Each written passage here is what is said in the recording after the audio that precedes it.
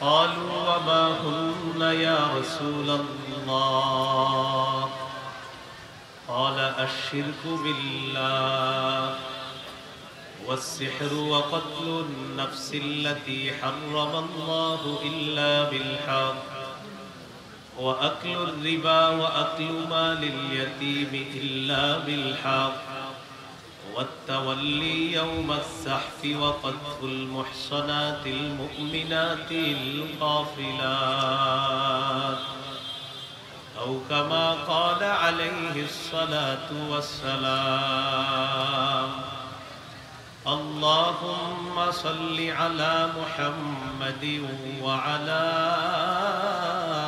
آل محمد كما صليت على إبراهيم وعلى آل إبراهيم إنك حميد مجيد اللهم بارك على محمد وعلى آل محمد كما باركت على إبراهيم وعلى آل إبراهيم إنك حميد مجيد اللهم إني أعوذ بك من شر لساني ومن شر سمعي ومن شر بصري ومن شر مني রাজবাড়ী জেলা কওমি মাদ্রাসা উলামা পরিষদের উদ্যোগে ঐতিহাসিক নবম তাফসীরুল কোরআন মাহফিলে গুরুত্বপূর্ণ আলোচনা করবেন প্রধান অতিথি হিসাবে আন্তর্জাতিক খ্যাতি সম্পন্ন মুফাসসিরে কোরআন আল্লামা আব্দুল বাসিত খান সাহেব সিরাজগঞ্জ। বাদ মাগরিব গুরুত্বপূর্ণ আলোচনা করেছেন কারা নির্যাতিত মজলুম আলেমে দ্বীন মুফতি ফজলুল হক আমিনী রহমতুল্লাহ আলাইহির সুযোগ্য জামাতা মুফতি সাখাওয়াত হুসাইন রাজি দামাত বরকাতুহুল আলিয়া শেখুল হাদিস জামিয়া কুরআনিয়া আরাবিয়া লালবাগ ঢাকা। আজকের মাহফিলের সভাপতি আলহাজ হযরত মাওলানা শরীফ মাসুম বিল্লাহ নেসারি সাহেব পীর সাহেব রসুলপুরি ও মহাপরিচালক রসুলপুর দাওরা হাদিস মাদ্রাসা রাজবাড়ী। উপস্থিত হযরত উলামায়ে কেরাম, মুসলমান ভাইরা, আল্লাহ তাআলার দরবারে শুকরিয়া আদায় করছি আল্লাহ আমাদেরকে এই মাহফিলে উপস্থিত হওয়ার তৌফিক দান করেছেন বলে আলহামদুলিল্লাহ। আমি আপনাদের সামনে পবিত্র কোরআনের সূরা বাকারার 278 নম্বর আয়াতে কারিমা তেলাওয়াত করলাম। এই আয়াতে আল্লাহ তাআলা একটি অপরাধ সম্পর্কে আমাদেরকে নিষেধ করেছেন। এই অপরাধটি আমাদের বাংলাদেশেও ঘরে ঘরে রন্ধ্রে রন্ধ্রে মানুষের কাছে পৌঁছে গিয়েছে, এমন ভাবে মানুষ এখন এই অপরাধটি, এটা যে একটা বড় অপরাধ, এটাকে তেমন অপরাধ মনে করছে না। এই অপরাধটির নাম হলো সুদ। কি বলেন তো? সুদ। এটা হলো বাংলা, আরবিতে কোরআন হাদিসে রিবা, এই রিবা বলে এটাকে অবহিত করা হয়েছে। কোরআনেও আছে রিবা, হাদিসেও আছে রিবা। তবে রিবার একটা আবিধানিক অর্থ আছে, আয-জিয়াদা, অতিরিক্ত। ওয়াল মুরাদু ফিল আয়াহ কুল্লু জিয়াদাতিন লা ইউকাবিলুহা ইওয়াজ। পবিত্র কোরআনের আয়াতের মধ্যে রিবা দ্বারা উদ্দেশ্য হলো প্রত্যেক এমন অতিরিক্ত অংশ যা কোনো বিনিময় ছাড়া কামাই করা হয়, ফাও ফাও কামাই করা হয়, এটাকে বলা হয় রিবা। হাদিসের মধ্যে রিবার সংজ্ঞা এসেছে এভাবে। হাদিসের একটি কিতাব আছে, নাম আল জামিউস সগীর। এই কিতাবের 6318 নম্বর হাদিস। হাদিসের বর্ণনাকারী আলী ইবনে আবি তালেব রাদিয়াল্লাহু তাআলা, তিনি বলেন, কুল্লু করজিন জাররা মানফাআতান ফাহুয়া রিবা। প্রত্যেক ঋণ যা উপকার কামাই করে এটাকেই সুদ বলা হয়। প্রত্যেক ঋণ যেই ঋণ উপকার লাভ করে, যে ঋণের মধ্যে কিছু পাওয়ার আশা থাকে এটাকে কি বলা হয়? সুদ বলা হয়। হাদিসের একটা কিতাব আছে নাম মুসান্নাফ আব্দুর রাজ্জাক। এই কিতাবের 14362 নম্বর হাদিস। হাদিসের বর্ণনাকারী আব্দুল্লাহ ইবনে আব্বাস রাদিয়াল্লাহু তাআলা আনহুমা তিনি বলেন, ইন্নামার রিবা আখিরলি ওয়া আযীদু। সুদ বলা হয় ঋণ গ্রহীতা ঋণ দাতাকে এই কথা বলা। ঋণ গ্রহীতা ঋণ দাতাকে এই কথা বলা, তুমি আমার কাছে যে ঋণ পাওনা আগামী অমুক তারিখে দেওয়ার কথা, আমি সেদিন দিতে পারবো না, তুমি আরো কয়েকটা দিন বাড়িয়ে দাও, আমিও তোমাকে কিছু টাকা পয়সা বাড়িয়ে দিব। এটাকে সুদ বলা হয়। সহিহ মুসলিমের বর্ণনা 1587 নম্বর হাদিস, 1587। এই হাদিসের বর্ণনাকারী উবাদা ইবনে সামিত রাদিয়াল্লাহু তাআলা তিনি বলেন, সামিআতু নবী সাল্লাল্লাহু আলাইহি ওয়াসাল্লাম ইয়ানহা আন বাই'আদ যাহাবি বিয-যাহাব ওয়াল ফিদ্দাতি বিল ফিদ্দা ওয়াল বুররি বিল বুররি ওয়াশ শাঈরি বিশ শাঈর ওয়াত তামরি বিত তামরি ওয়াল মিলহি বিল মিলহি ইল্লা সাওয়াআম বিসাওয়া আইনাম বিআইনিন ফামান যাদা আও ইজদাদা ফাকাদ আরবা। স্বর্ণ স্বর্ণ এক জাতীয় জিনিস, স্বর্ণের বিনিময়ে স্বর্ণের লেনদেন। রূপা রূপা এক জাতীয় জিনিস, রূপার বিনিময়ে রূপার লেনদেন। আগে স্বর্ণের মুদ্রা ছিল, রূপার দিরহাম ছিল, এগুলা লেনদেন হতো। তাহলে স্বর্ণ দিয়ে স্বর্ণের লেনদেন, রূপার বিনিময়ে রূপার লেনদেন। ওয়াল বুররি বিল বুররি, গম গম এক জাতীয় জিনিস, গম দিয়ে গমের লেনদেন। আগেকার মানুষ চাউল দিয়ে বিভিন্ন জিনিস কিনে আনতো, বিভিন্ন জায়গায় বাজারে গিয়ে 1 কেজি চাউল নিয়ে যেত বাজারে। তখন যখন টাকার প্রচলন হয় নাই, এই 1 কেজি চাউল দিয়ে উনি অন্য কিছু কিনে আনতেন। তো যাই হোক, যদি এই জাতীয় লেনদেনটা এক জাতীয় হয়, গম গম, ওয়াশ শাঈরি বিশ শাঈর, জব জব, ওয়াত তামরি বিত তামরি, খেজুর খেজুর, ওয়াল মিলহি বিল মিলহি, লবণ লবণ, এক জাতীয় জিনিসের লেনদেন। ইল্লা সাওয়াআম বিসাওয়া, যদি সমান সমান হয় তাহলে নবী বলেন জায়েজ আছে, আর যদি কম বেশি হয় নবী নিষেধ করেছেন। স্বর্ণ স্বর্ণ এক জাতীয় জিনিস, এই এক জাতীয় জিনিস কম বেশি লেনদেন করতে নবী নিষেধ করেছেন। রূপা রূপা এক জাতীয় জিনিস, লেনদেন করতে নবী নিষেধ করেছেন, তবে সমান সমান হলে জায়েজ আছে। গম গম এক জাতীয় জিনিস, লেনদেন করতে নবী নিষেধ করেছেন, তবে সমান সমান হলে জায়েজ। মোট কথা, এক জাতীয় জিনিস যদি কেউ লেনদেন করে, এই এক জাতীয় জিনিসের লেনদেন যদি সমান সমান হয়, যা দিব তাই নিব, সমান সমান হলে জায়েজ, কম বেশি হলে সুদ হয়ে যাবে। সহিহ বুখারীর বর্ণনা 2175 নম্বর হাদিস, 2175। এই হাদিসের মধ্যে আছে, قال رسول الله صلى الله عليه وسلم لا تبيع الذهب بالذهب والفضة بالفضة إلا سواء بسواء। নবীজি বলেন, স্বর্ণের বিনিময়ে স্বর্ণ লেনদেন করবা না, তবে এই ভাই ভাই ভাই কি হইছে বলেন না, বলেন বলেন, আমাকে বলেন কি হইছে, বলেন সুন্দরভাবে বলেন। সাউন্ড মা আপনারা বুঝতেছেন তো? হইছে তো, হ্যাঁ? আর শুধু শুধু কাজ করেন না, ওনারা তো বুঝতেছে, আমি তো বুঝতেছি, ওনারা বয়ান বুঝতেছে। এক অসুস্থতা, মাইক বাড়ানো একটা রোগ হয়ে গেছে কর্তৃপক্ষেরও। আর ওটা তো ওটা বাড়ান, মাইক যদি ওইদিকে থাকে ওইটা বাড়ান। এই মঞ্চে যারা আছেন, এখানে যারা আছেন, আপনারা কি ওয়াজ বুঝতেছেন? ওয়াজ বুঝলে হলো। আমাকে ভবিষ্যতে দাওয়াত দিলে মাইক আরো কমাবেন, যত কমাবেন দাওয়াত পাবেন। মাইক বেশি হইলে আমি শর্ত দিব, যাব না। মাথা রাখবেন, মাইক যত কম দাওয়াত সহজে পেয়ে যাবেন, মাইক বেশি হলে দাওয়াত পাবেন। শুধু এইসব। এটা কেন? এটা আমার ব্যক্তিগত বিষয়। মাইক বেশি হবে আমাকে বলেন,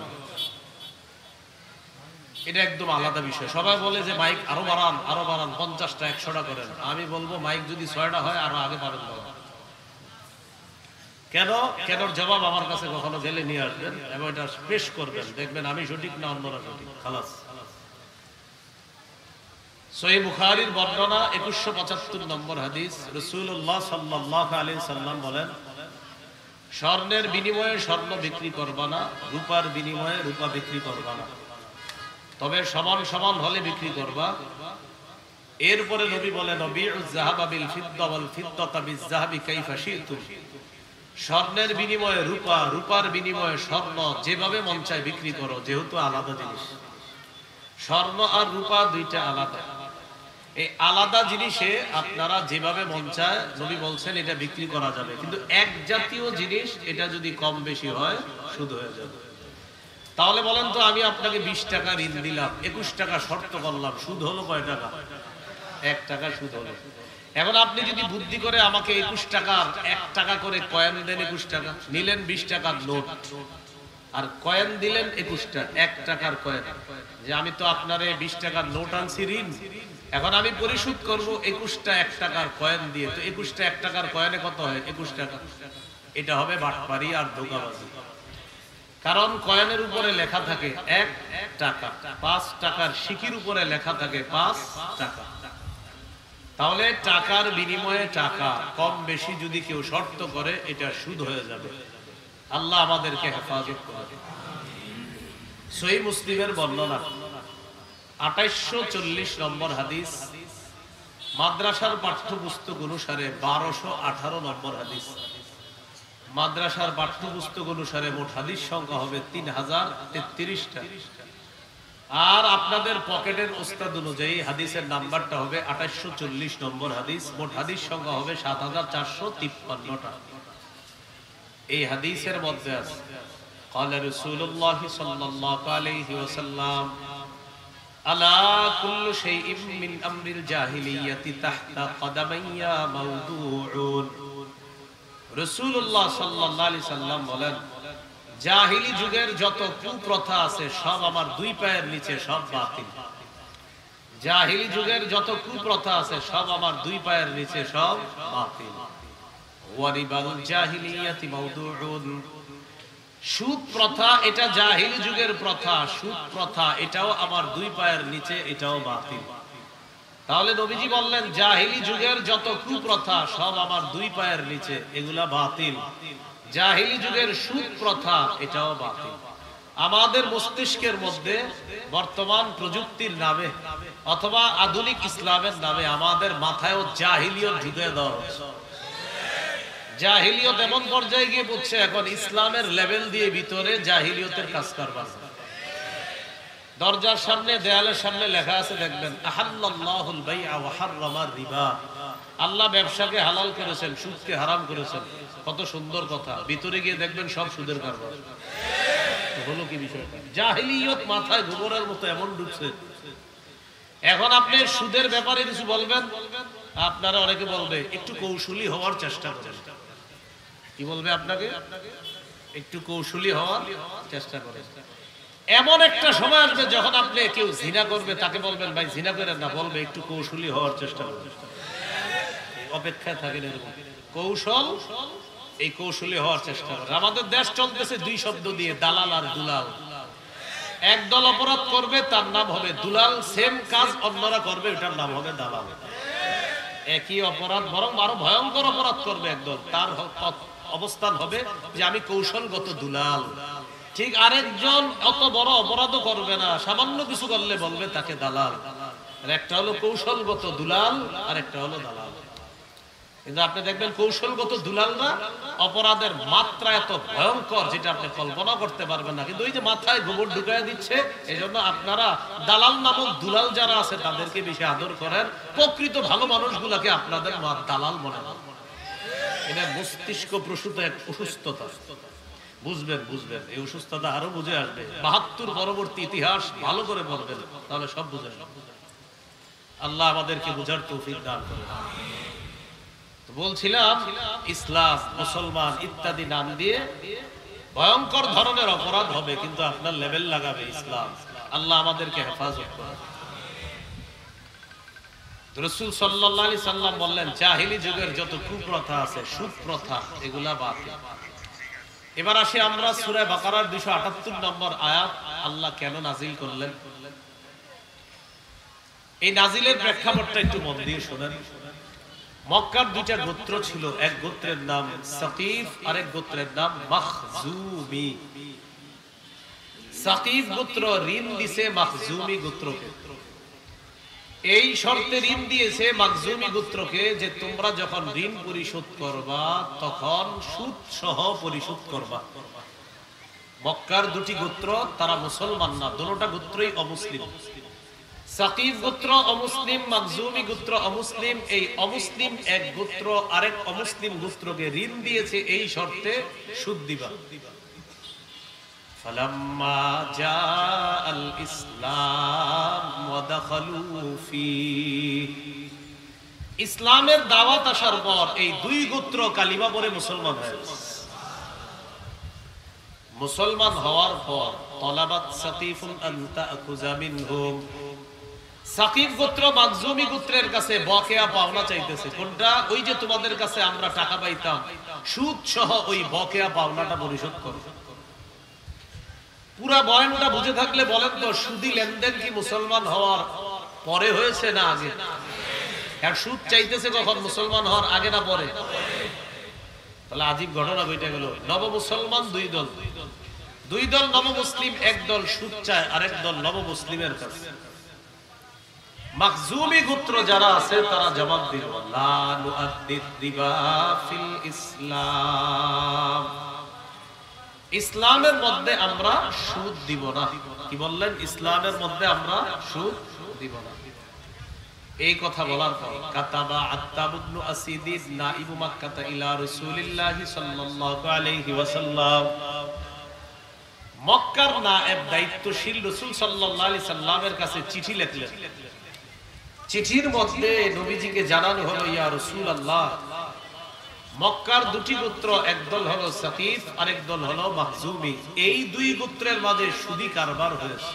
হুজুর, আপনার কাছে আমি চিঠি লিখলাম, আমি এই দুই দলের মাঝে কিভাবে মীমাংসা করব আমি বুঝতেছি না, আপনার সহযোগিতা কামনা করি।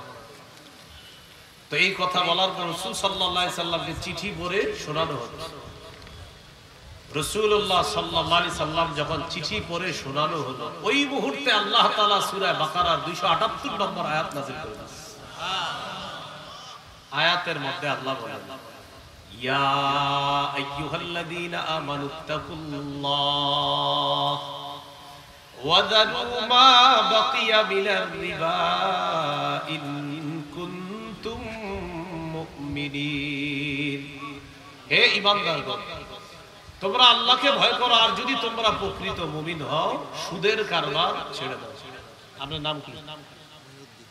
মুহিউদ্দিন। আসলে সত্যি ভয় পেন না।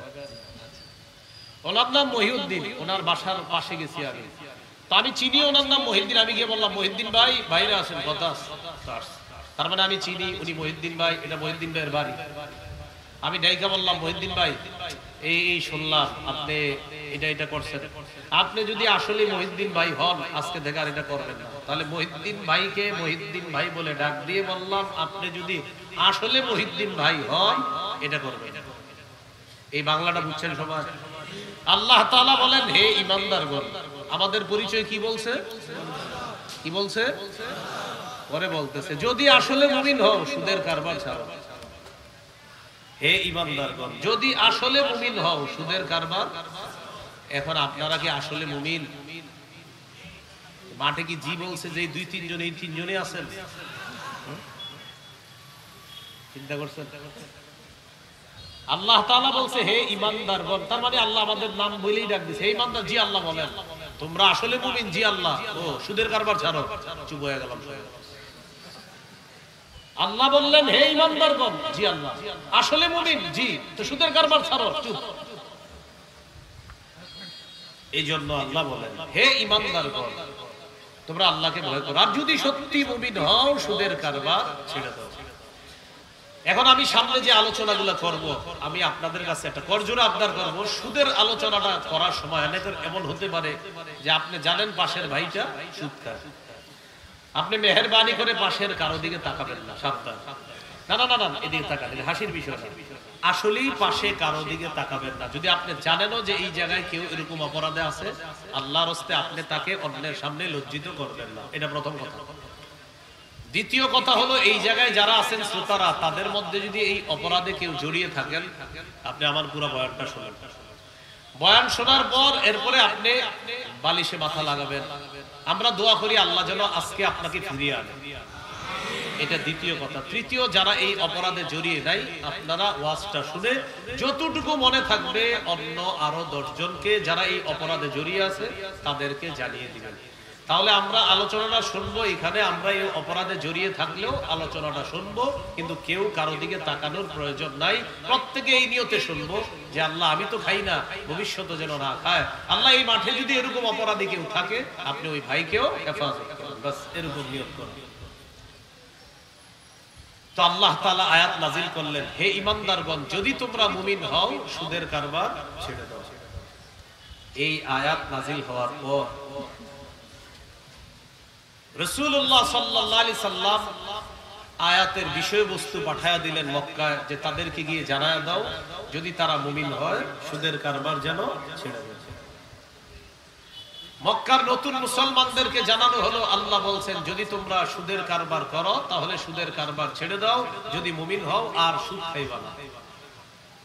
সাকিব গোত্র জবাব দিল, নাতুবু ইলাল্লাহ ওয়া নাদারু মা বাকিয়া মিনার রিবা। এই মুহূর্তে আমরা আল্লাহর কাছে তওবা করলাম, অতীতের সমস্ত বকেয়া যত সুদ আছে এইগুলা এই মুহূর্তে ছেড়ে দিলাম। ভবিষ্যতে আর কোনোদিনও আমরা সুদের কারবার করব না। তাহলে নতুন মুসলমানগুলা কত সুন্দরভাবে ফিরে আসলেন। আল্লাহ বলছে যদি মুমিন হও, সুদের কারবার ছাড়ো। এখানে আমরা জন্মসূত্রে কেউ 25 বছর, কেউ 30, কেউ 45, কেউ 50 বছরের মুসলমান, আমরা এই অপরাধটার সাথে জড়িয়ে আছি। আল্লাহ আমাদেরকে হেফাজত করুন।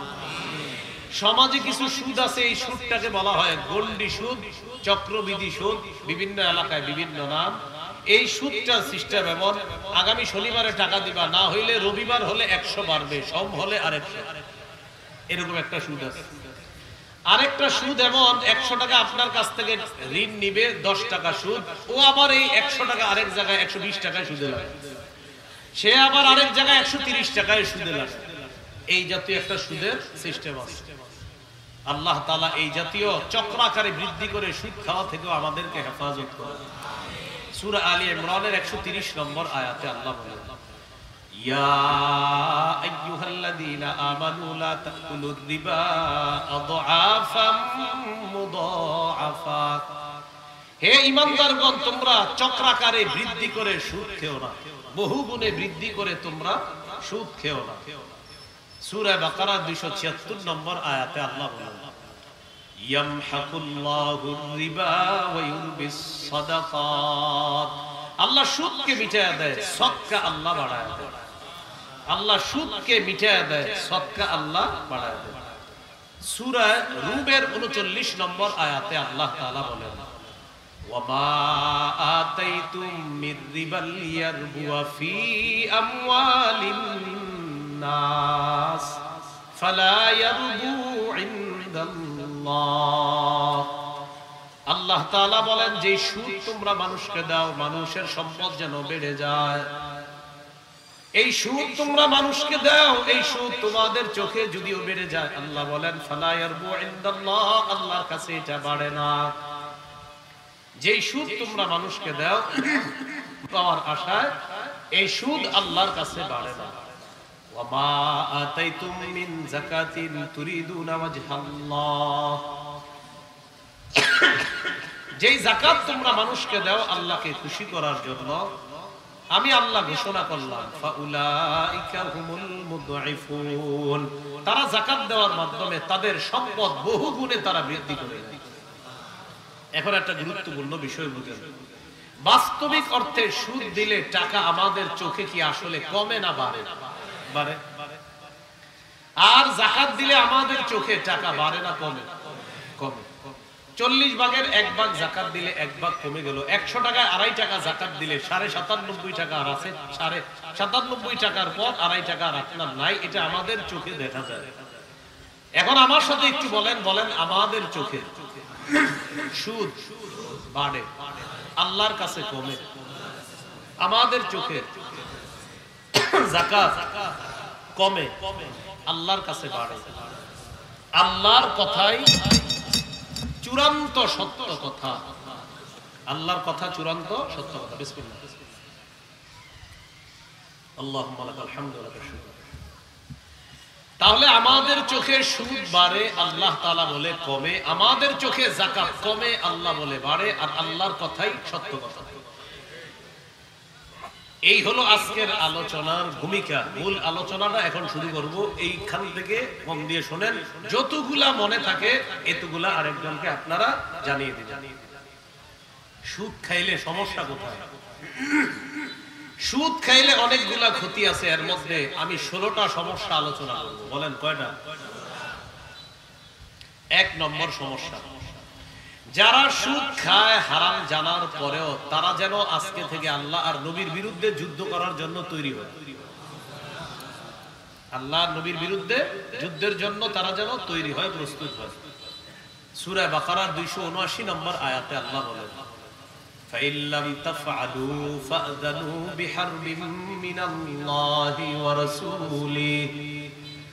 সুদ হারাম এটা জানার পরেও তোমরা যারা সুদ থেকে ফিরে না আসবা, এরপরেও তোমরা যারা সুদের কারবার ছেড়ে না দাও, فَأْذَنُوا بِحَرْبٍ مِّنَ اللَّهِ وَرَسُولِهِ, আল্লাহ আর নবীর পক্ষ থেকে যুদ্ধের ঘোষণা নিয়ে নাও। নাউযুবিল্লাহ।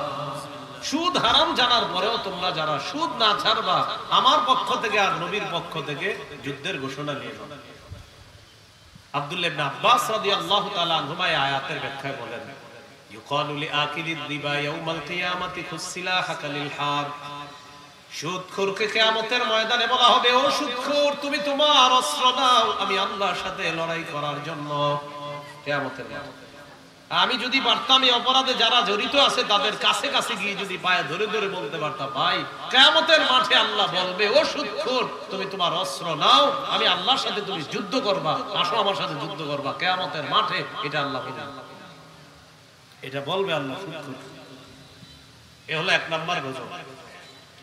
গজব নাম্বার 2, আল্লাহ না করেন যারা সুদি কারবার করে আর ওই লেনদেন অবস্থায় যদি মারা যায়, কিয়ামতের ময়দানে কবর থেকে যখন উঠবে সে পাগল অবস্থায় উঠবে। সূরা বাকারার 275 নম্বর আয়াতে আল্লাহ বলেন, আল্লাযীনা ইয়াকুলুনার রিবা লা ইয়াকুমুনা ইল্লা কামা ইয়াকুমুল্লাযী ইয়াতাখাব্বাতুহুশ শাইতানু মিনাল মাস।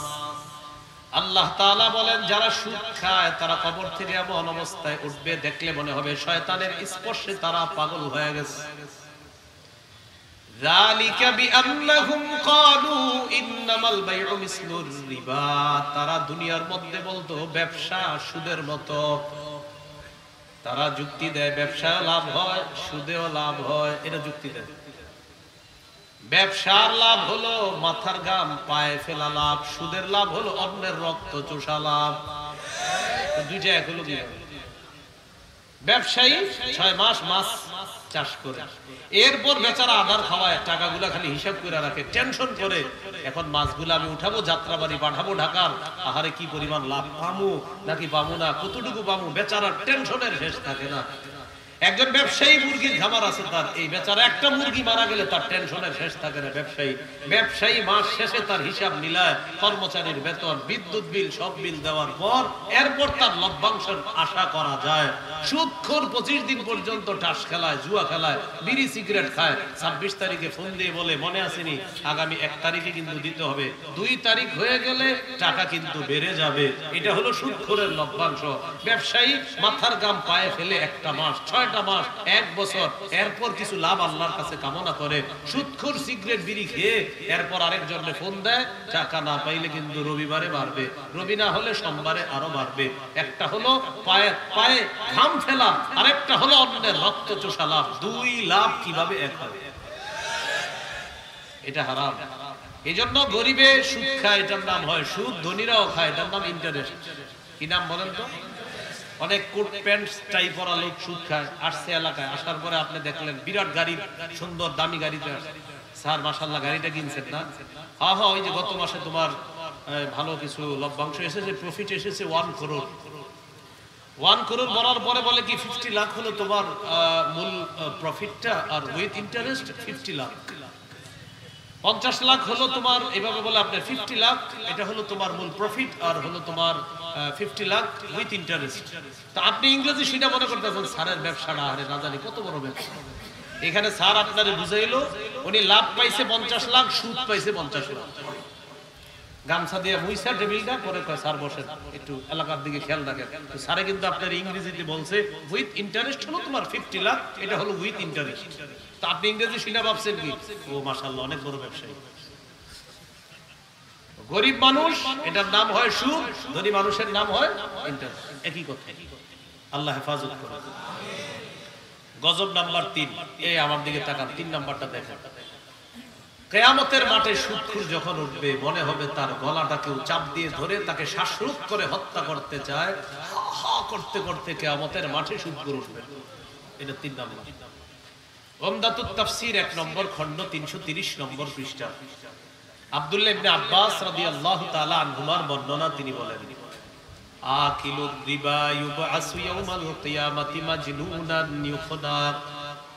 কিয়ামতের ময়দানে সুদখোরকে উঠানো হবে, এমন অবস্থায় দেখলে মনে হবে পাগল, আর মনে হবে তার গলাটা চাপ দিয়ে কেউ শ্বাসরোধ করে হত্যা করতে চায়। এটা হলো 3 নাম্বার। 4 নাম্বারটা খুবই ভয়ঙ্কর। আল্লাহ তাআলা আমার আপনার জন্য বরাদ্দকৃত বৈধ হালাল রিজিক রাখছে। সুদ যারা খায় তাদের এই বৈধ হালাল বরাদ্দকৃত রিজিকটা আল্লাহ ছিনায় নেয়। তুমি সুদ খাও, সুদ খাও, হালালটা তোমার কাছে আমি আল্লাহ রাখবো। মানে আল্লাহ তাআলা আপনার রিজিকে রাখছে বরাদ্দকৃত হালাল, এটা আল্লাহর পক্ষ থেকে বরাদ্দ আছে তোমার জন্য, এই রিজিক হালাল, এটা বরাদ্দ। আপনি সুদি লেনদেন করার কারণে এই বৈধ হালাল বরাদ্দকৃত রিজিকটা আল্লাহ ছিনায় নেয়, কারণ তুমি তো হারামটাই খাইছো, এটাই খাও। সূরা নিসা 160 161 নম্বর আয়াত। আল্লাহ তাআলা বলেন ফাবিজুলমিম মিনাল্লাযীনা হাদু হারামনা আলাইহিম তাইয়্যিবাতিন উহিল্লাত লাহুম ওয়া বিসাদদিহিম আন সাবিলিল্লাহি কাসীরা ওয়া আখযিহিমুর রিবা ওয়া কাদহু আনহু ওয়া আকলিহিম আমওয়ালান নাস বিল বাতিল। আল্লাহ তাআলা বলেন ইহুদিরা জুলুম করার কারণে, 2 নাম্বার মানুষকে আল্লাহর রাস্তায় বাধা দেওয়ার কারণে, 3 নম্বর সুদ খাইতে নিষেধ করা হয়েছে এরপরেও তারা সুদ গ্রহণ করার কারণে, 4 নাম্বার মানুষের সম্পদ অন্যায়ভাবে আত্মসাৎ করার কারণে হারামনা আলাইহিম তাইয়্যিবাতিন উহিল্লাত লাহুম, আমি তাদের জন্য বরাদ্দকৃত পবিত্র হালাল রিজিক আমি হারাম করে দিলাম। কেন হারাম করলাম? 1 নাম্বার অপরাধ জুলুম, 2 নাম্বার অপরাধ মানুষকে আল্লাহর রাস্তায় বাধা দেয়, 3 নাম্বার অপরাধ তারা সুদ খায়, 4 নাম্বার অপরাধ মানুষের সম্পদ অন্যায়ভাবে ভক্ষণ করে। এই 4 অপরাধের কারণে তাদের জন্য বরাদ্দকৃত বৈধ হালাল রিজিক আমি হারাম করে দিলাম। আল্লাহ হেফাজত করে। গজব নাম্বার 5, এটা আমার সাথে বলেন তো সারা জীবন মনে থাকবে। বলেন কোন এলাকায় যদি 2টি অপরাধ বেড়ে যায়, 1 ব্যভিচার, 2 সুদের কারবার, ওই এলাকায় আল্লাহ তাআলা গজব দিতে না চাইলেও ওই অপরাধীরা গজব টাইনা নিয়ে আসে। মনে করেন এই রাজবাড়ির এই এলাকাটা আল্লাহ তাআলা গজব দিতে চাইতেছেন, আল্লাহ দিবে না গজব, সুদখোরেরা গজব টাইনা নিয়ে আসে। আল্লাহ গজব দিতে চান না, তারা টাইনা নিয়ে আসে। الترغيب والترهيب কিতাবের নাম, 3 নম্বর খণ্ড 69 নম্বর পৃষ্ঠা। قال رسول الله صلى الله عليه وسلم إذا ظهر الزنا والربا في قرية قد أحلوا بأنفسهم عذاب الله। নবীজি বলেন কোন এলাকার মধ্যে যদি 2টি অপরাধ বেড়ে যায়, 1 নাম্বার ব্যভিচার, 2 নাম্বার সুদের কারবার, قد أحلوا بأنفسهم عذاب الله, এই মানুষগুলা আল্লাহর গজব টেনে দুনিয়াতে নিয়ে আসে, আল্লাহর গজব বৈধ করে নেয়। আল্লাহর গজব তারা বৈধ করে নেয়, আল্লাহ গজব দিবে না, তারা বৈধ করে না, না আল্লাহ দেন দেন, আমরা সুদ খাই, আপনি গজব দেন। এ হলো 5 নাম্বার। গজব নাম্বার 6, বলেন যে এলাকায় সুদের কারবার হয় সে এলাকায় দুর্ভিক্ষ লাগে। কি লাগে? মারা আগে ঘরের চালে লাউ পাইতো 40টা 30টা, এখন 5টা 6টা পায় না। সিম পাইতো আগে শীতকালীন সবজি দিয়ে, তাদের 5 মাস 4 মাস চলে যাইত, এখন আর পায় না। মা তার সন্তানকে দুধ পান করানোর জন্য বুকে দুধ পায় না, লেকটোজেন 1 2 3 4 খাওয়াতে হয়। কেন? সুদখোরের কারণে। গজব লাগে। প্রিয় সুদখোর জবাব দেন, ওই বাচ্চার কি অপরাধ? আপনার অপরাধে ও রিজিক থেকে বঞ্চিত হচ্ছে। এটা আপনার কারণ। আপনার তো লজ্জা শরম থাকার কথা। মুসনাদে আহমদ হাদিসের কিতাব 17822 নম্বর হাদিস। قال رسول الله صلى الله عليه وسلم ما من قوم يظهر فيهم الربا إلا أخذوا بالسنة। নবীজি বলেন, কোন এলাকার মধ্যে যখন সুদের কারবার বেড়ে যায়, ওই এলাকার মধ্যে আল্লাহ তাআলা দুর্ভিক্ষের গজব ঢাইলা দেয়। দুর্ভিক্ষ লাগার কারণে কৃষক আগের মতো ফসল পায় না, ব্যবসায়ী তার ব্যবসায় আগের মতো বরকত পায় না। কেন? সুদখোরের অপরাধে ভালো মানুষের উপর গজব আসে। অপরাধ করে সুদখোর, গজব আসে ভালো মানুষের উপর। এই হাদিসের পরের অংশে নবী বলেন, আর কোন এলাকার মধ্যে যদি ঘুষের কারবার বেড়ে যায়। কিসের কারবার? আবার বলেন, আরো জোরে, আরো জোরে। ইল্লা উখিযু বিররুবি, ওই এলাকার সুপুরুষগুলা কাপুরুষ হয়ে যায়। ঘোষ বাড়লে সাহসী যুবকগুলা কাপুরুষ হয়ে যায়। এজন্য আপনি জিহাদের কথা বললে দেখবেন যুবকরা বলে ইন্না লিল্লাহ। কি বলে? মানে জিহাদ এমন একটা পর্যায়ে পৌঁছে গেছে আমাদের বাংলাদেশে। যদি আপনি বলেন জিহাদ, আপনি আব্বা আম্মা বলবে হুজুর রাজা কি বৈশা থাক করে, হুজুর যাক, ইমাম সাহেব যাক। কেন জানেন? এই শক্তিশালী পুরুষগুলা, এই ছেলেগুলা কাপুরুষ হয়ে যাচ্ছে ওই ঘুষখোরের কারণে। এজন্য ঘুষখোরদের হাতে দেশের দায়িত্ব আর দেওয়া যাবে। ওই যে সবাই কাপুরুষ হয়ে যাবে। এজন্য ঘুষখোর, ঘুষ যারা খায়। আরে কি আশ্চর্য কথা! আমার আপনার প্রত্যেকের মাথা পিছু 1,07,000 টাকা দিন। এটা কোনো কথা? মাথা পিছু কত ঋণ? 1,07,000। তা আবার আপনি বলতেন আমরা উন্নয়নের রোল মডেল। এটা কিভাবে হলো? আপনার বাচ্চা, ছোট বাচ্চা, ওর মাথায় 1,07,000 টাকা ঋণ। তো এটা উন্নয়নের রোল মডেল হলো কিভাবে? না বুঝা ঠিক না, না বুঝা বলে আপনি এটা বুঝে শুনে বলতে হবে ঠিক। এখন দেখেন ঘুষ এমন ভাবে বাড়ছিল, এখন বিশিষ্ট ঘুষখোররে বিভিন্ন জায়গায় দেখা যায়। ঘুষখোর দেখে আহারে চেহারাটা দেখলে এত মায়া লাগে। তা আপনারা কেন এরকম ঘুষ খান? আর আপনার এই আমাদের সাহসী ছেলেগুলোরে কাপুরুষ বানিয়ে দিচ্ছে।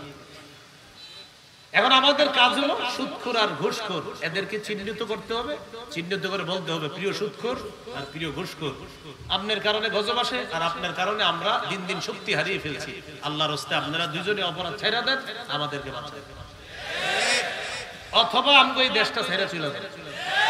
না এটা ঠিক না, এটা আমি বলছি দিকে ঠিক। কেন ঠিক না? ও তো এই অ্যালার্জি আরেক এলাকায় গিয়ে ছড়াবে। আমাদেরটা আমরাই ঠিক করতে হবে।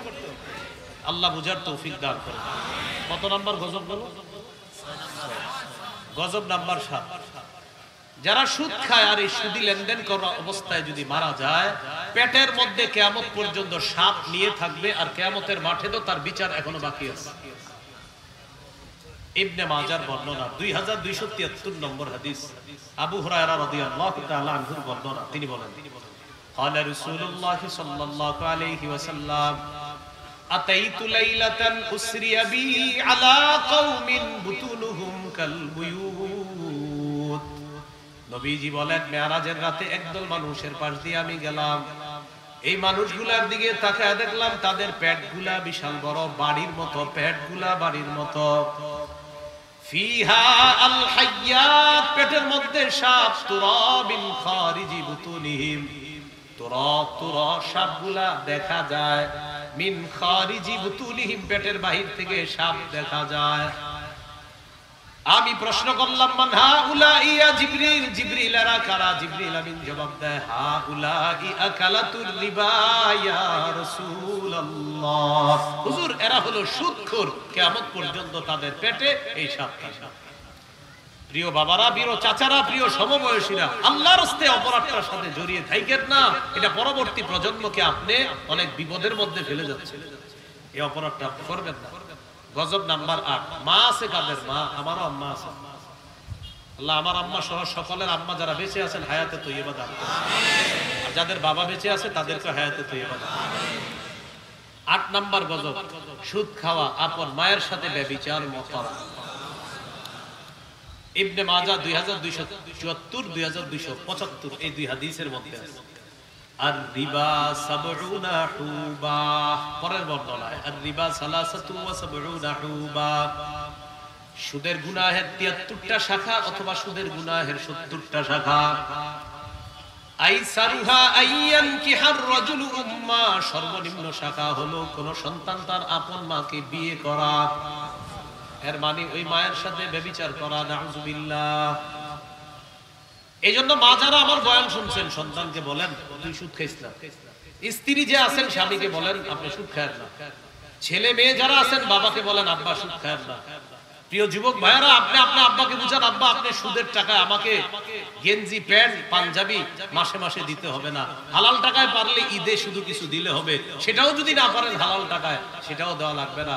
আমি টিউশনি করে হালাল টাকা কামাবো, আমি অটো গাড়ি চালায় হালাল টাকা কামাবো, আমি পান দোকানদারি করব, প্রয়োজনে আমি কোনো হোস্টেলে গিয়ে আমি খাবার সাপ্লাই করে পাশাপাশি কলেজে পড়বো আর মানুষকে খাবার সাপ্লাই করে আমি হালাল টাকা কামাবো। আল্লাহর রাস্তায় আপনি আমারে সুদের টাকা দিয়ে দিন। আমি আশাবাদী পরিবারের সদস্যরা যদি পরিবারের ইনকাম সোর্স যে মানুষটা তাকে যদি বুঝায়, সে রাতের বেলা বালিশে মাথা রেখে চিন্তা করবে মা চায় সুদ না খাই, বিবি চায় সুদ না খাই, ছেলে চায় সুদ না খাই, মেয়ে চায় সুদ না খাই, আমার পরিবার যাদের জন্য আমি সুদি টাকা হাত দিলাম তারাই চায় আমি সুদ না খাই। আমি আশাবাদী এই মানুষটা খুব দ্রুত সুদ থেকে ফিরে আসবে, শর্ত পারিবারিক সাপোর্ট লাগবে। 9 নম্বর গজব, সুদ খাইলে দুনিয়াও ধ্বংস হবে আখিরাতও বরবাদ হবে। দুনিয়ার ধ্বংসটা কি এটা 16 নম্বর গজবে গিয়ে বলবে। দুনিয়ার ধ্বংসটা কয় নম্বর গজবে ওটা মাজার না বললে আমি 16 নম্বর গজবে বললেই বুঝে ফেলবেন আপনারা। 9 নম্বর গজব হলো সুদ খাইলে দুনিয়া ধ্বংস আখিরাতও ধ্বংস। সহিহ বুখারীর বর্ণনা 2766 নম্বর হাদিস 2766। قال رسول الله صلى الله عليه وسلم اجتنبوا السبع الموبقات, নবীজি বলেন 7টি অপরাধ থেকে বাঁচো, যে 7 অপরাধ তোমাদেরকে ধ্বংস করে দিবে, 7টি ধ্বংসাত্মক অপরাধ থেকে বাঁচো। قالوا وما هن يا رسول الله, সাহাবীরা বললেন হুজুর এই 7টি অপরাধ কি? নবীজি বললেন আশিরকু বিল্লাহ, 1 নম্বর আল্লাহর সাথে শিরিক করা। 1 নম্বর আল্লাহর সাথে। এই বছর শিরিকের শুভেচ্ছার যে হিরিক পড়ছে, আপনারা যারা যারা শুভেচ্ছা জানান নাই তাদের নাম লিস্ট দিতে পারেন। শিরিকের শুভেচ্ছা এমন ভাবে এই বছর হয়েছে, আপনার শিরিকের শুভেচ্ছা মনে হয় যে যারা যারা করেন নাই বড় অপরাধে আছে। কিসের শুভেচ্ছা? কোথায় যাচ্ছে কি হচ্ছে কিছুই বুঝতেছি না। বৃষ্টি থেকে বাঁচার জন্য ঝর্ণা নিচে জায়গায় কি থেকে বাঁচার জন্য ঝর্ণা নিচে সেই পানি তো বলুন। 1 নম্বর আশিরকু বিল্লাহ। মুআয ইবনে জাবাল রাদিয়াল্লাহু তাআলা আনহু রাসূল সাল্লাল্লাহু আলাইহি ওয়াসাল্লাম বলেছেন 22075 নম্বর হাদিস মুসনাদ আহমদের, মুআয জ্বালিয়ে দিলে পুড়িয়ে দিলেও আল্লাহর সাথে শিরিক করবে না। তো নবীজি বললেন 7 অপরাধ ধ্বংস করবে। 1 নম্বর শিরিক করা। 2 নম্বর ওয়াসসিহরু, জাদু করা। জাদু কেউ কাউরে করবেন না, আর কেউ যেন জাদু না করে এই ব্যাপারে দোয়া দুরূদ পড়ে নিজের শরীরটা সবসময় সেফ রাখবেন। ফজরের পরে কুল হুয়াল্লাহ 3 বার, ফালাক 3 বার, নাস 3 বার, মাগরিবের পরে কুল হুয়াল্লাহ 3 বার, ফালাক 3 বার, নাস 3 বার, যোহর আসর এশার পরে কুল হুয়াল্লাহ 1 বার, ফালাক 1 বার, নাস 1 বার। তাহলে ফজর মাগরিবের পরে কয়বার করে? যোহর আসর এশার পরে। বিছানায় গিয়ে ঘুমানোর আগে বলেন, বিছানায় গিয়ে ঘুমানোর আগে কুল হুয়াল্লাহ 3 বার বলেন, কুল হুয়াল্লাহ, ফালাক 3 বার, নাস বলেন। পড়ার পর এভাবে এভাবে করেন, হাতে ফু দিবেন, ফু দেন, বিসমিল্লাহ, ফু দেন, ফু দিয়ে এবার এরকম করেন, এই সামনের দিকে এরকম করেন, পিছনে না কিন্তু শুধু সামনে। হ্যাঁ, এভাবে করেন। এটা করবেন ইনশাআল্লাহ ওই জাদু টোনা থেকে আল্লাহ আপনাকে হেফাজত করবে।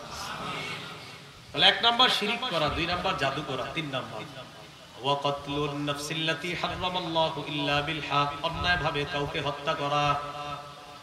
4 নাম্বার আকলুর রিবা, সুদ খাওয়া। 5 নাম্বার আকলু মালিল ইয়াতীম, এতিমের সম্পদ অন্যায় ভাবে ভক্ষণ করা।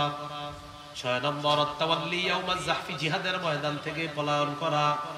7 নম্বর কাসফুল মুহসানাতিল মুমিনাতিল গাফিলাত, সতী সাদী মুমিন নারীর উপর মিথ্যা অপবাদ দেওয়া। এই 7টার মধ্যে সুদ খাওয়ার কথা আছে কিনা? আছে। আল্লাহ আমাদেরকে হেফাজত করে। 10 নম্বর যারা সুদ খায় আল্লাহ না করেন, আমারও দোয়া করছি আল্লাহ ফিরায় দেন। ওই অবস্থায় মারা গেলে মরণের পর পেটে তো সাপ থাকবে, রক্তের একটা নদীর মধ্যে কিয়ামত পর্যন্ত সাঁতার কাটবে। সহিহ বুখারীর বর্ণনা 2085 নম্বর হাদিস। ফজরের নামাজের পর রাসূল সাল্লাল্লাহু আলাইহি সাল্লাম সাহাবীদের দিকে মুখ করে বসলেন। দেখবেন এই রাজবাড়ির ইমাম সাহেবরাও ফজরের পরে আপনার ওই মুসল্লিদের দিকে মুখ করে বসে না? বসের আওয়াজটা আসতে হয়েছে কেন? প্রথমে আসতে হয়েছে কেন জানেননি?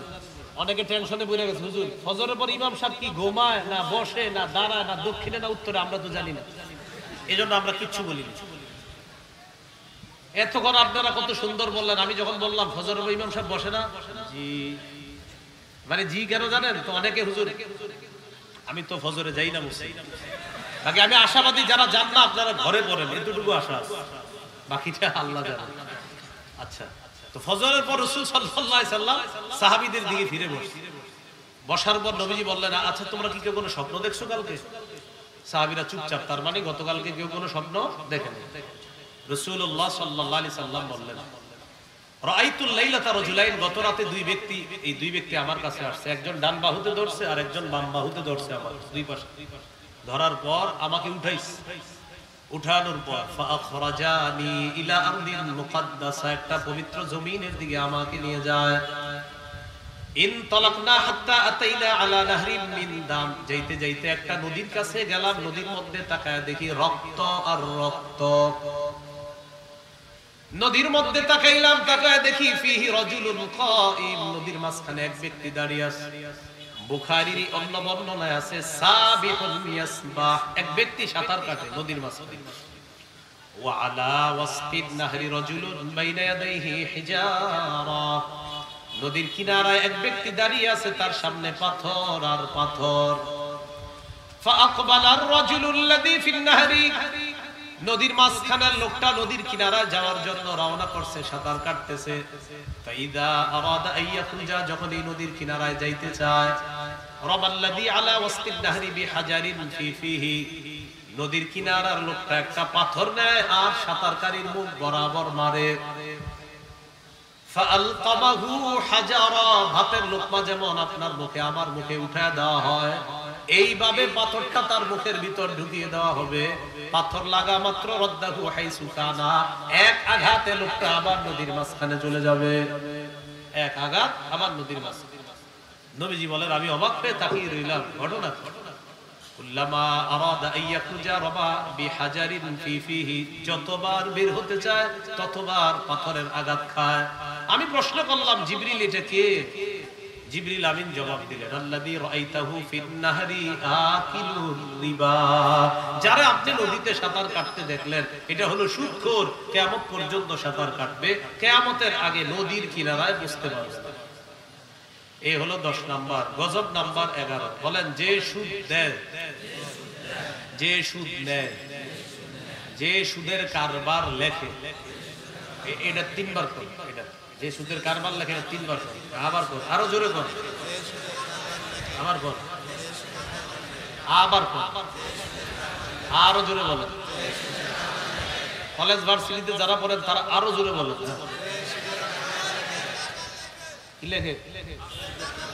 যে সুদ দেয়, যে সুদ নেয়, যে সুদের কারবার লেখে, যে সুদের সাক্ষী দেয়, যে সুদ দেয়, যে সুদ নেয়, যে সুদের কারবার লেখে, যে সুদের সাক্ষী দেয়। 4 শ্রেণীর উপর আল্লাহ রাসূলের অভিশাপ। নাসাইর বর্ণনা 5103, 5104, 5105 নম্বর হাদিস। عن علي بن أبي طالب رضي الله تعالى عنه أن رسول الله صلى الله عليه وسلم لعن آكل الربا وموكلا وكاتبا وشاهدا। নবীজির সাহাবী হযরত আলী বলেন, যে সুদ দেয়, যে সুদ নেয়, যে সুদের কারবার লেখে, যে সুদের সাক্ষী দেয়, 4 শ্রেণীর উপর আল্লাহর নবীর অভিশাপ। নাউযুবিল্লাহ, 4 শ্রেণীর উপর নবীর অভিশাপ। গজব নাম্বার 12, বলেন জেনে শুনে সামান্য সুদ খাওয়া 36 বার, জিনা করার চাইতে বড় অপরাধ করা। মুসনাদে আহমদ হাদিসের কিতাব 21957 নম্বর হাদিস। قال رسول الله صلى الله عليه وسلم নবীজি বলেন দিরহামু রিবান ইয়াকুলুহুর রাজুলু ওয়া হুয়া ইয়ালামু আশাদ্দু মিন 36 জিনা। জেনে শুনে সামান্য পরিমাণ 1 দিরহাম পরিমাণ সুদ খাওয়া 36 বার জিনা করার চাইতে বড় অপরাধ করা। গজব নাম্বার 13, আল্লাহ না করেন কেউ যদি সুদী লেনদেন অবস্থায় মারা যায়, আল্লাহর হক আল্লাহ নিজের উপর ওয়াজিব করে নেয়, ও সুদখোর তোকে আমি জান্নাত দিব না। এটা 13 নম্বর, আল্লাহ ওয়াজিব করে নেয় যে আমার ওয়াজিব করে নিলাম আমি তোমারে জান্নাত দিব না। আল মুস্তাদরাক লিল হাকিম 2260 নম্বর হাদিস। عن عبد الله بن عمر رضي الله تعالى عنهما قال: 4 حق على الله أن لا يدخلهم الجنة ولا يذيقهم نعيمها مدمن الخمر وآكل الربا وآكل مال اليتيم والعاق لوالديه। 4 শ্রেণী এমন যে 4 শ্রেণীকে জান্নাত না দেওয়া আল্লাহ নিজের উপর ওয়াজিব করে নিয়েছেন। 1 নাম্বার যে মদ পান করে তাকে জান্নাত না দেওয়া আল্লাহ নিজের উপর ওয়াজিব করে নিয়েছেন। 2 নাম্বার আকিলুর রিবা, যে সুদ খায়। 3 নাম্বার আকিলু মালিল ইয়াতীম, যে এতিমের সম্পদ অন্যায়ভাবে ভক্ষণ করে। 4 নম্বর আল আকুলি ওয়ালিদাই, পিতা মাতার নাফরমান সন্তান। এই 4 শ্রেণীকে জান্নাত না দেওয়া আল্লাহ নিজের উপর ওয়াজিব করে দিয়েছেন। গজব নাম্বার 14, বলেন এমন একটা জামানা আসবে সবাই সুদ খাবে, না খাইলেও সুদের হাওয়া সবার গায়ে লাগবে। তাহলে এমন একটা জামানা আসবে সবাই সুদ খাবে, সুদ না খাইলেও সুদের হাওয়া সবার গায়ে লাগবে। আবু দাউদের বর্ণনা 3331 নম্বর হাদিস, 3331 3331 নম্বর হাদিস। قال رسول الله صلى الله عليه وسلم: لا يأتين على الناس زمان لا يبقى أحد إلا أكل الربا। নবীজি বলেন আমার উম্মতের মধ্যে এমন একটা সময় আসবে কেউ বাকি থাকবে না, সবাই সুদ খাবে। ওয়া ইল্লাম ইয়াকুলহু, নবী বলেন যদিও ডাইরেক্ট সুদ না খায়, আসাবাহু মিন বুখারিহি, সুদের হাওয়া সবার গায়ে লাগবে। আসরের পর আপনার দোস্ত আপনারে বাজারে নিয়ে গেছে 1 কাপ চা পান করানোর জন্য। চা পান করায় দিছে, চা পান করানোর পর আয়েশা মাগরিবের নামাজ পড়লেন, এশার নামাজ পড়লেন। ইমাম সাহেবের কাছে গেলেন, এশার নামাজ পড়ার পর গিয়ে বললেন, ইমাম সাহেব ফজর পড়লাম, যোহর পড়লাম, আসর পড়লাম, মজা পাইছি, তবে মাগরিব এশায় মজা পাই নাই। কোন এশায়? মাগরিব আর ইমাম সাহেব কয় আসরের পরে কিছু খাইছিলেন? 1 কাপ চা খাইছি। ইমাম সাহেব কয় চা খাওয়া তো গুনাহ হয় নাই। চা খাইছেন আপনি, কোনো গুনাহ হয় নাই, আপনার কোনো গুনাহ হবে না। তবে এমন যদি হয়ে থাকে যে এই চা 5 টাকা যে দেওয়া হয়েছে এটা যদি সুদের টাকা হয়, আপনি ডাইরেক্ট সুদ না খাইলেও সুদের হাওয়া আপনার পেটে ঢুকিয়ে দেওয়া হয়েছে। কিসের হাওয়া? হ্যাঁ, শুধু এইরকম আমাদেরকেও ঢুকায় দেয় সুদের হাওয়া। এরকম অনেককেই সুদের হাওয়া দিয়ে দেওয়া হয়। এই জন্য সব জায়গায় না খাওয়া, সব জায়গায় না। আমার ব্যাপারে একটা কথা আছে, আমি খাই না কোথাও, আমি কিন্তু এই জন্য নাউজুবিল্লাহ মাহফিলওয়ালাদের প্রতি আমার এরকম বদধারণা নেই। আমি খাই না আমার ব্যক্তিগত কারণ, আমি কোথাও খানা খাই না, বাসা থেকে খানা নিয়ে আসি, ওই খানায় আমি খাই। এটা আমার অন্য বিষয়, এটা স্বাস্থ্যগত বিষয়ের কারণে, এটা সন্দেহ না। কারণ এই ওয়াজের পরে আবার কর্তৃপক্ষ বলবে হুজুর আমি কিন্তু হালাল খানা, নাউজুবিল্লাহ। আমি এই জন্য না, কিন্তু আমি এমনি আমি খানা বাসা থেকে নিয়ে আসি, খাই না আমি। এই হলো আপনার সুদ না খাইলেও নবী বলেন সুদের হাওয়া সবার গায়ে। এখন আপনি খানা খাইতে বা কোথাও কারো আপ্যায়ন গ্রহণ করতে এটা বুঝে শুনে হতে হবে, কারণ আপনি তো গুনাহ হবে না, আপনি তো সুদ খাবেন না, কিন্তু আপনার সুদের হাওয়া পেটে ঢুকায় দিবে, তখন ইবাদতে মজা পাবেন না। কারণ আল্লাহ বলছে কুলু মিনাত তাইয়্যিবাত ওয়া আমালু সালিহা, আগে হালাল খাও পরে নেক আমল করো। নেক আমলের পূর্ব শর্ত হালাল খাওয়া। এখন আপনি হালাল খাইছেন আপনার ধারণা অনুযায়ী, কিন্তু হারামের ছোঁয়া ভিতরে ঢুকাই দিছে কে জানে, তাই মজা পাচ্ছেন না নামাজ। আল্লাহ আমাদেরকে বুঝার তৌফিক দান করুন। গজব না বাড়বে, নবী বলছে, আপনারা শুইনা বইলেন বাড়বে না বেড়েছে, আগে শোনেন। আত-তারগীব ওয়াত-তারহীব কিতাবের নাম 3 নম্বর খণ্ড 70 নম্বর পৃষ্ঠা। قال رسول الله صلى الله عليه وسلم بين يدي الساعة يظهر الزنا والربا والخام। নবী বলেন কিয়ামতের আগে 3টা অপরাধ বাড়বে। 1 নাম্বার ব্যভিচার, 2 নাম্বার সুদের কারবার, 3 নাম্বার মাদক দ্রব্য। এই 3টা কি বাড়বে না বেড়েছে? ও মাদক দ্রব্য দেওয়ার আবার উদ্দেশ্য কি? অনেকে আবার মনে করতেছে মনে হয় মদ, না না, যারা গাঁজা সেবন করেন এটাও মাদক দ্রব্য দ্বারা উদ্দেশ্য ইয়াবা, বাবা, গাঁজা, হিরোইন, ফেন্সিডিল, আফিম, কানাডা ড্রাই, মাস্তুদ, শ্যাম্পেন, ডাইল ইত্যাদি যা আছে সব। ভ্যানের চিপা চুপাই বৈশা যা টানেন এগুলা সব উদ্দেশ্য। তো আপনার গাঁজা বাড়বে, ইয়াবা বাড়বে, বাবা বাড়বে, নেশা জাতীয় যত দ্রব্য আছে গোসল, এটা উদ্দেশ্য হলো এটা, এগুলা বাড়বে। এই জন্য বলে দিলাম, আমার মানে চিন্তা করবে ও আল্লাহ বাঁচাইছে আমি নাই, জি না আপনিও আছেন। এই জন্য খমরন দ্বারা উদ্দেশ্য মাদক দ্রব্য, ইয়াবা, বাবা, গাঁজা, হিরোইন, ফেন্সিডিল, আফিম, কানাডা ডাই, মাস্তুদ, চ্যাম্পিয়ন, দুবাই ইত্যাদি এগুলা পাওয়া যায়, ডাইল ইত্যাদি যা আছে সব মাদক দ্রব্যের অন্তর্ভুক্ত। এইগুলা নবী বর্ষে বাড়বে। আর আপনারা বলেন বাড়বে না বেড়েছে? এই ভয়ঙ্কর অপরাধ থেকে আমাকে আপনাকে আল্লাহ হেফাজত করে। সর্বশেষ গজব, গজব নাম্বার 16।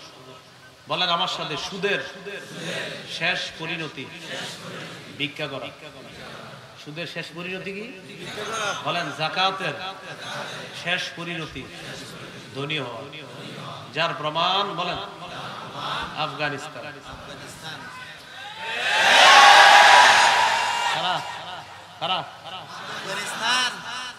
3 বছর আগে কেউ গণে নাই, বলছে না না আমরা নাই, আমরা নাই। যারা বলছে নাই নাই এখন তারাই আস্তে আস্তে বলে আপনাদের সাথে সুসম্পর্ক করতে চায়। আফগানিস্তান বলে গোনার টাইম নাই, নিয়ম অনুযায়ী যদি পারো আসো, নাইলে নাই।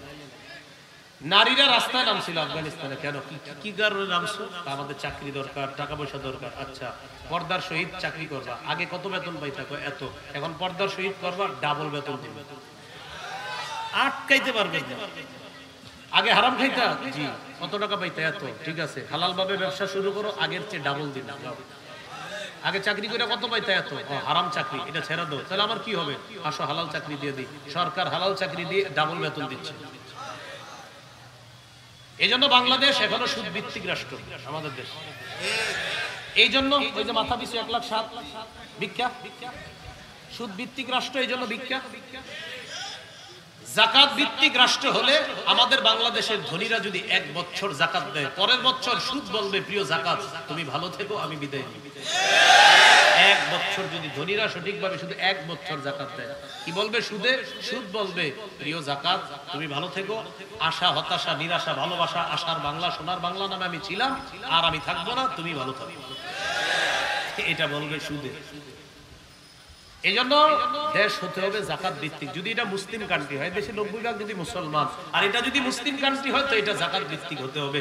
আর জাকাত ভিত্তিক এই রাষ্ট্র বানাইতে চাইলে আমাদের প্রধান একজন এমন রাষ্ট্র শাসক চাইতে হবে, এমন একজন রাষ্ট্রনায়ক, যেই রাষ্ট্রনায়ক প্রথমত পুরুষ হবে, দ্বিতীয়ত যার মধ্যে 4টা গুণ থাকবে, এবং যার মন মানসিকতা হবে তিনি রাষ্ট্রনায়ক হলে তিনি এদেশে শরিয়া আইন চালু করবেন। কয় গুণ থাকবে? বলেন সূরা হজ, বলেন 41 নম্বর আয়াত। কোন সূরা? কত নম্বর আয়াত? পুরুষ রাষ্ট্র শাসক, রাষ্ট্রনায়ক মুসলমানদের যিনি হবে তার কয়টা গুণ থাকবে? বলেন নামাজ কায়েম করা, যাকাত চালু করা, সৎ কাজের আদেশ করা, অসৎ কাজের নিষেধ করা। এখন আপাতত শুকরিয়ার বিষয়, এটা একটু শুকরিয়া যে আমাদের দেশের প্রধান এখন পুরুষ। ভবিষ্যতে 2 রাকাত নামাজ ডেইলি এই নিয়তে পড়বেন আল্লাহ ভবিষ্যতে প্রধান যেই হবে যেন পুরুষ হয়। সবাই বাংলা বলেন, বলেন কেন, বলেন কেন? নবীজি বলেছেন লা ইউফলিহা কওমুন ওয়াল্লাহু আমরাহুম ইমরাআ, ওই জাতি কিছুতেই সফল হবে না যেই জাতি তাদের নেতৃত্বে কোনো নারী বসায়। এই জায়গায় একটু বুঝাই। দেখেন এখানে যারা আছেন আপনারা অনেকে বিএনপি মাইন্ডের, অনেকে আওয়ামী লীগ মাইন্ডের, অনেকে জামাত, অনেকে ইসলামী আন্দোলন, অনেকে জাসদ বাসদ, অনেকে খেলাফত আন্দোলন, খেলাফত মজলিস, নেজামে ইসলাম পার্টি অথবা জমিয়তে উলামা ইসলাম, বিভিন্ন দল আছে।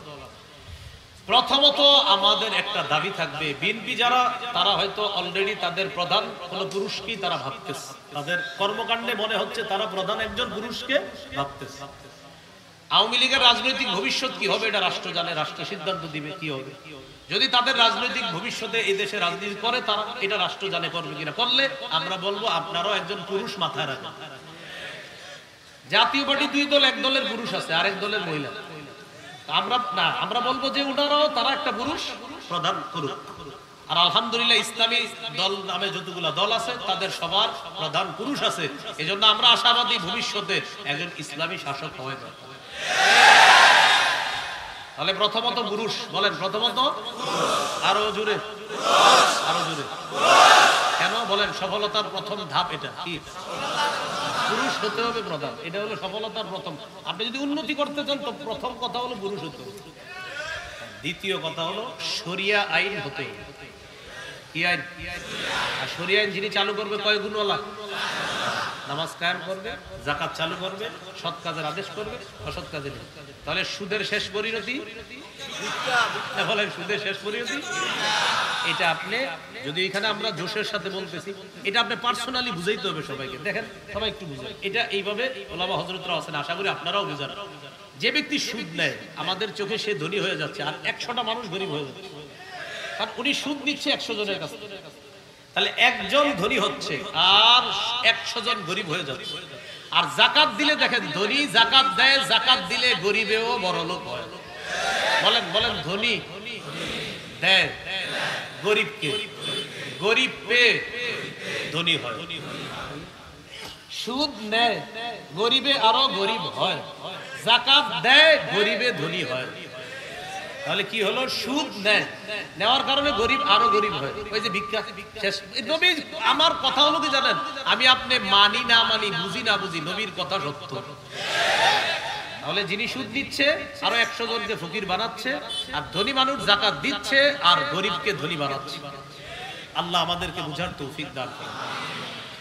ইবনে মাজাহ 2279 নম্বর হাদিসে রাসূল সাল্লাল্লাহু আলাইহি ওয়াসাল্লাম বলেন, মামিন আহাদিন আকসারা মিনার রিবা ইল্লা কানা আকিবাতু। ভাই 16টা গজব হয়েছে, আপনারা উঠাউঠি শুরু করেছেন, বিষয়টা সুন্দর হয়নি। হুজুর আরো আলোচনা আছে না? ওটা যদি উঠে যাচ্ছে, আল্লাহর রাস্তায় বসেন, ভলান্টিয়ার ভাইরা বসায় দেন। প্রিয় মুসলমান ভাই, আল্লাহর রাস্তায় মাহফিলটা নষ্ট করেন না আপনারা। ভাই আমি প্রথম বলা উচিত হয় নাই যে গজব 16টা করবো, মানে চিন্তা করছে 16টা শেষ আমরা যাই। উঠেন না, উঠেন না, মাহফিলের সৌন্দর্যতা নষ্ট করবেন না। যদি কারো ওযু ইস্তেনজার প্রয়োজন হয়, আল্লাহর রাস্তায় আপনি একা একা চুপে চুপে পিছন থেকে যান, কিন্তু আরো 2-3 জনকে নিয়ে আপনি উঠেন না। তো যাই হোক, নবীজি বলেন যে ব্যক্তি বেশি সুদ খায় তার শেষ পরিণতি হলো ইলা কিল্লা, কমে যাওয়া, ভিক্ষা করা। আল্লাহ আমাদেরকে হেফাজত করেন।